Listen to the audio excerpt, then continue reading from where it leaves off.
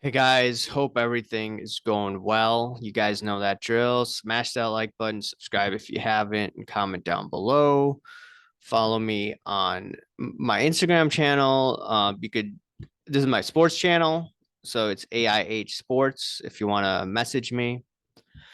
All right, so I'm over on twitter.com. I'm over at this one individual. Hopefully, I'm pronouncing his name right. His name is Henrik Zeberg, and he is an Elliott wave guy, and a lot of the Elliott wave guys, they think that the market's going to go probably to about 5,500 to 6,000, the guys that I've been following.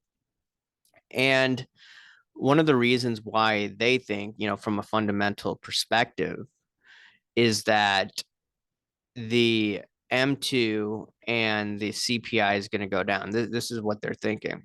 In my opinion, inflation has peaked.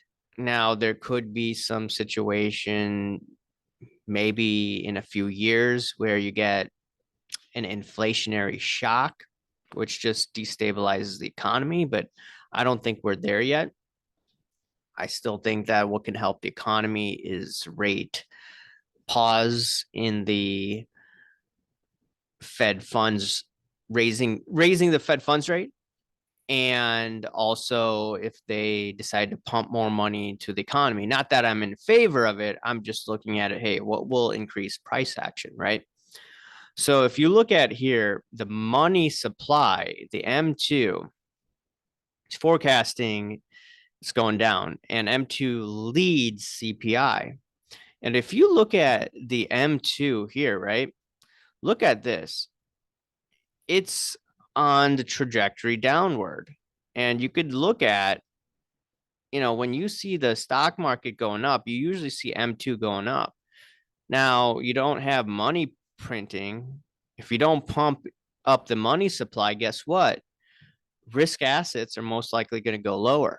And that's what's happened. Okay. So when you're seeing all this going on, when you see gas prices, I saw gas prices the other day, they've gone down. Over here, we're paying close to what, $5.50 earlier this year. Now we're paying roughly what, $3. And we have a gas tax. So obviously we're going to have higher gas prices here in the People's Republic of Illinois compared to other states out there, right? So the thing is, lower costs, right? Which is a good news, right? Which is equivalent to a tax cut. Like, what else, right? What else? So I'm over here at the Federal Reserve Bank of New York, and this is what their inflation expectations, okay? And the median 1 year, this is for November, it decreased to 5.2%, all right, for a 1 year time frame. A 3 year time frame, it's 3%. And then 5 year, 2.3%. So here's the thing, right? If you have down the road inflation expectations coming down, what people will be arguing about or discussing is not inflation, but deflation, right? Now, I am not one of those guys that believes the government numbers. So don't, say that, hey, look, you believe the phony baloney government numbers. No, I do not. I do not like the Federal Reserve. I do not like how there's hanky panky going on with cooking the books. But you have to look at what Wall Street looks at. That's what I didn't realize in my 20s. And the mistake that I made is like not what I think. You have to look at what the guys controlling the system, which is the Wall Street guys. This is what they look at. Okay. So I had to train myself to be like, hey, look, put your opinion aside and look at what these guys think. And it doesn't matter what I thought a decade ago about the inflation. I thought inflation was much more, but the way that they looked at, specifically the gold market was the 10-year tips. And the 10-year tips And also these positive interest rates, or these interest rates, showed that they were positive. So it didn't help out the alternative assets that I like looking at. Now, we're at a point where we have positive rates. Inflation seems to be not under control, but it's not increasing to the level that it is. So what does that mean for the overall market? I think that this is once again going to be bullish. We didn't have a good day in the market today. Today is what, December 22nd, but I'll remind you, let's look at the Fed funds futures, okay? I hate when this does it. Fed funds futures, okay? And this is, in my opinion, a very not accurate, but this is what sophisticated traders are looking at. This is what, at the CME Group, right?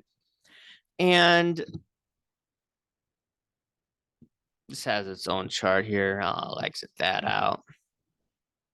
So what you want to do is you want to take 100 minus 95.66. So that is about what, 4 and a little more than what, 4.3, right? 4.33. And that's what it's showing. Like, that's what the Fed funds rate, that's what it's expected January. Okay. But let's look at further out. Okay. There's no volume in the February. So let's look at the March, right? It's going down a little bit. So it could be like what, it's close to 4.75%. So a little bit higher interest rates. But if you look down the road, in April, it's not really showing that much of a cut. Same thing with May. Look, these guys are forecasting a pause, right? Markets are forward looking. So any language that shows, hey, Jerome Powell is going to stop raising interest rates, guess what? It's bulls on parade, guys, in my opinion, right? I'm not telling you what to do.